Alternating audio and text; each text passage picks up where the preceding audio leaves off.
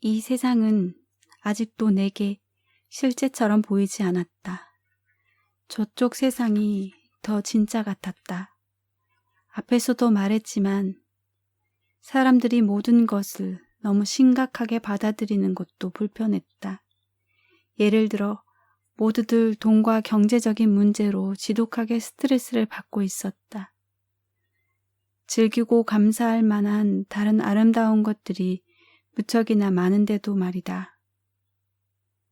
그러면서 단지 돈을 위해 다른 모든 것, 사랑, 관계, 재능, 창조성, 개성 등등 깡그리 무시하고 있는 것이 이해되지 않았다. 즐겁지도 않은 일을 하느라 그토록 많은 시간을 보내는 것도 이해가 되지 않았다. 삶을 바라보는 그들의 방식이 내게는 틀려도 한참 틀려 보였다. 중요한 것과 가치 있는 것이 잘못 정해져 있었고 모든 것이 본말이 전도되어 있었다. 나도 예전에는 그랬을 거라는 생각이 들었지만 그래도 내가 그때로 돌아가는 것은 상상할 수 없었다. 단지 돈 때문에 즐겁지 않은 일을 다시는 하지 않을 거야. 직업을 보는 관점도 그렇고 아무튼 전반적인 행위의 기준이 이제는 아주 달라졌어. 이곳에서의 내 삶과 시간은 내게 그보다 훨씬 소중해. 나는 이렇게 생각하고 있었다. 데니 역시 내가 암을 앓고 죽음의 문턱까지 갔다 온 것을 지켜보는 강렬한 경험을 한 뒤로 자신도 모든 게 전과 같지 않다는 것을 느꼈다. 그는 내가 병을 앓기 전에 다국적 기관의 세일즈와 마케팅 분야에서 일하면서 아시아 쪽의 유통 업무를 담당하고 있었다. 나와 함께 그 모든 일을 겪고 이제 일터로 돌아가 보니 그 일이 더 이상 즐겁지도 않고 단조롭게 느껴졌다고 한다. 데니와 나는 훌쩍 자라 있었고 변해 있었다. 아주 많은 것을 배웠던 것이다. 데니는 늘 자기 사업을 꾸리는 게 꿈이었는데 나는 데니에게 바로 지금의 그때인 것 같다고 말해 주었다. 나는 꿈을 삶으로 살아보라고 용기를 주었다. 임사체험 전이었다면 아마 겁이 나서 그렇게 격려하지 못했을 것이다. 사업을 꾸리는 건 큰 모험이라고만 생각했을 것이다. 만일 실패라도 한다면 어떻게 먹고 살 거냐며 걱정했을 것이다. 하지만 내 관점은 달라져 있었다. 후회스러운 삶을 살지 않는 것은 물론이요. 자신의 꿈을 이루는 것이 훨씬 중요해 보였다. 그래서 데니에게 늘 바라왔던 대로 학생과 기업을 상대로 진로평가 도구를 개발하고 제공하는 사업체를 직접 꾸려보라고 격려했다. 일이 진행되면서 다른 사람 밑에서 일하기를 관두고 직접 회사를 차리기가 한결 쉽게 이루어졌다. 데니가 나를 간호하느라 오래 자리를 비운 탓에 복직이 어려워진 것이다. 예전 같았으면 아마 이런 상황에 무척 화를 냈을 것이다. 하지만 임사체험을 겪고 나서 보니 이 일은 우주가 우리를 위해 일하고 있음을 보여주는 또 다른 방식이었다. 더 재미있는 일을 할 기회였으니 말이다. 이 새로운 모험을 하기 위해 우리는 생활 규모를 대폭 줄여야 했다. 더 작은 집으로 이사를 했고 생활비도 많이 줄였다. 홍콩의 부쩍거리는 도시에서 한참 떨어진 아주 소박한 동네. 중국 국경에 가까운 외진 마을에 집을 구했다. 그곳에는 아는 사람들이 거의 없어서 우리의 삶은 전반적으로 재정비할 수 있었다. 예전 생활에 비하면 엄청난 변화였다.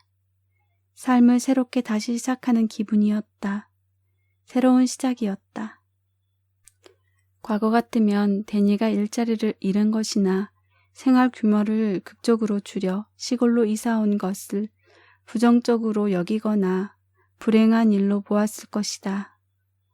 안전이 위협받는다고 느꼈을 테니 두려움도 컸을 것이다.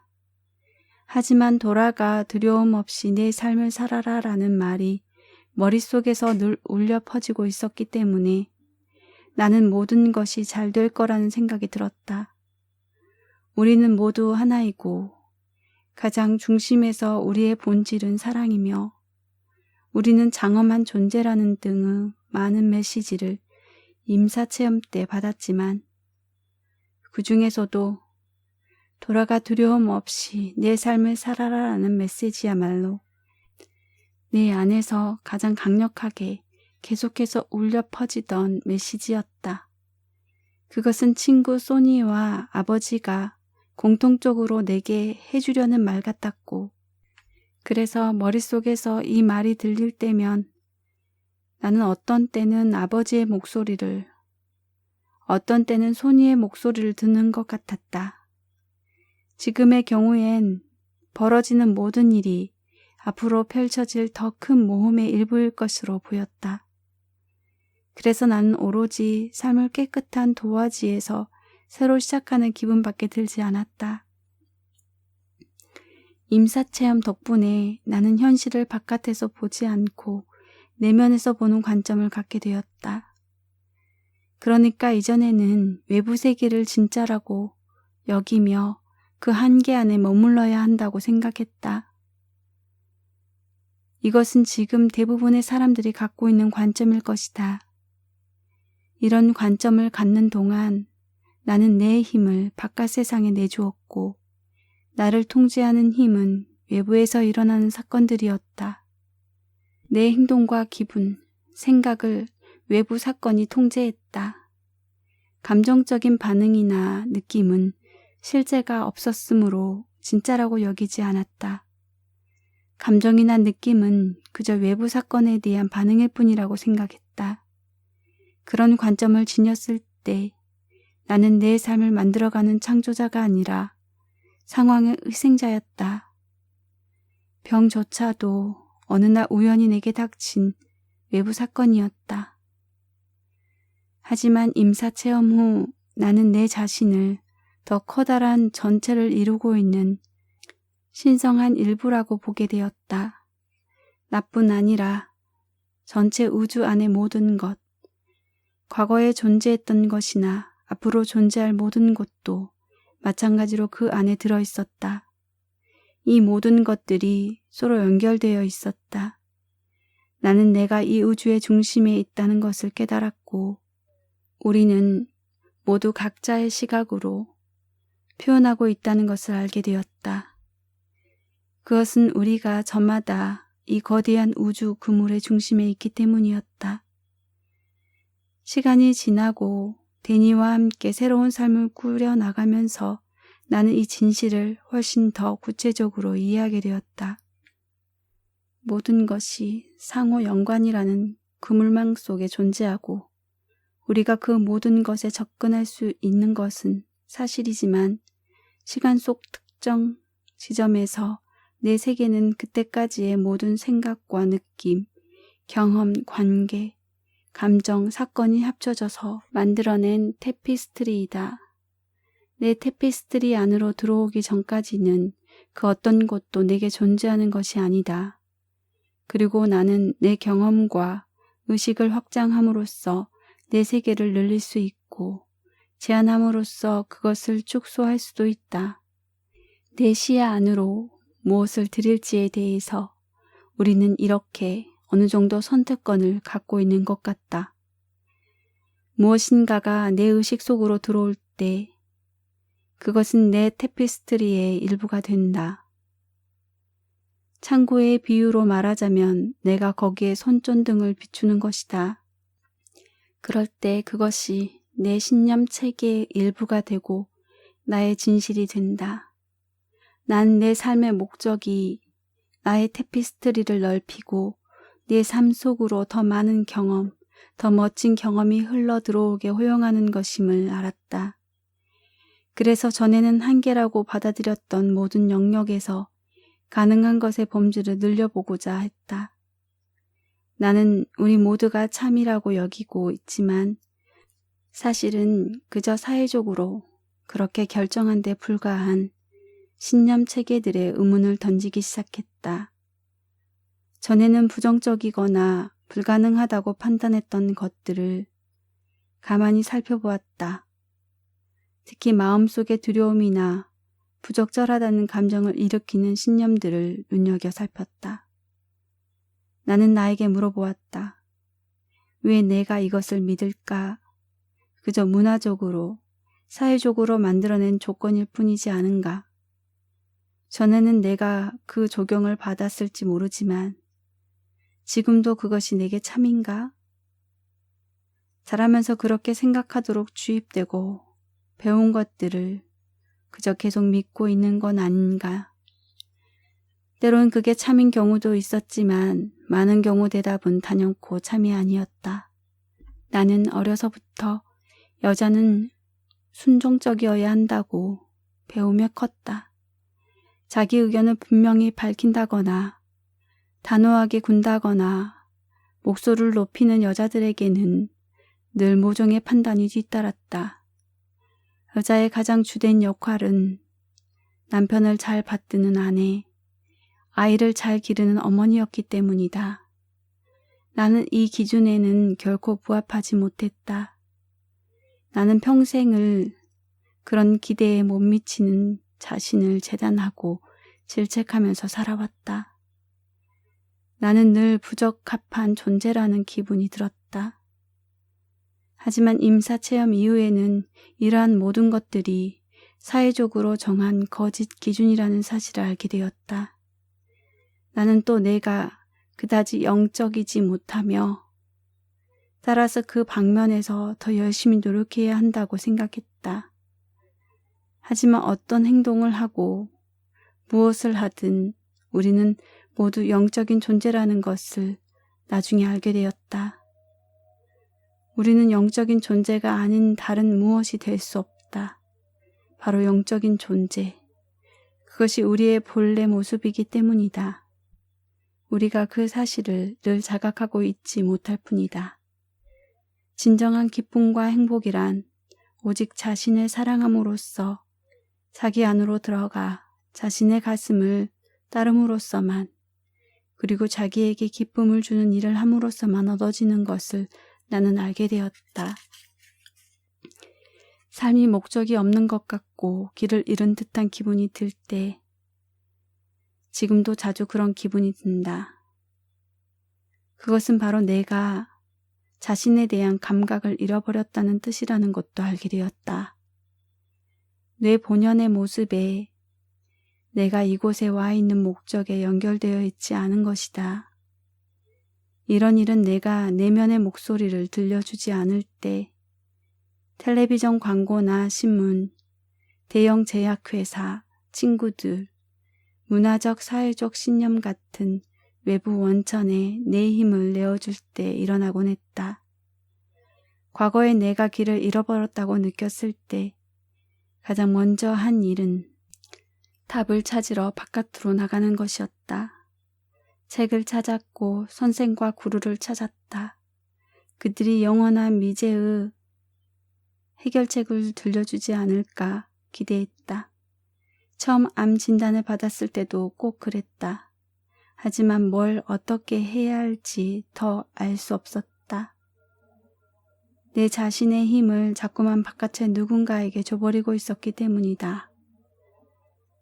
안으로부터 보는 관점을 갖는다는 건 내 내면의 안내자들을 온전히 신뢰할 수 있다는 뜻이다. 그것은 마치 내가 어떻게 느끼느냐에 따라 온 우주가 영향을 받는 것과 같다. 다시 말하면 내가 이 우주 그물의 중심에 있기 때문에 전체가 나로부터 영향을 받는 것이다. 그러기에 내가 행복하면 우주도 행복하다. 내가 나를 사랑하면 다른 이들도 전부 나를 사랑하게 된다. 내가 평화로우면 모든 창조물이 평화롭다. 바로 이런 식인 것이다.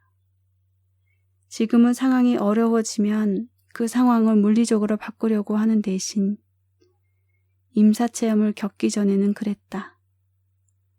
내 내면 세계를 들여다본다. 스트레스를 받거나 불안하거나 불만스럽거나 할 때면 나는 내면으로 들어가서 그 느낌을 먼저 들여다본다. 그리고 혼자 앉아 있는다든지 자연 속을 걷는다든지 음악을 듣는다든지 하면서 고요하고 차분한 중심으로 들어간다.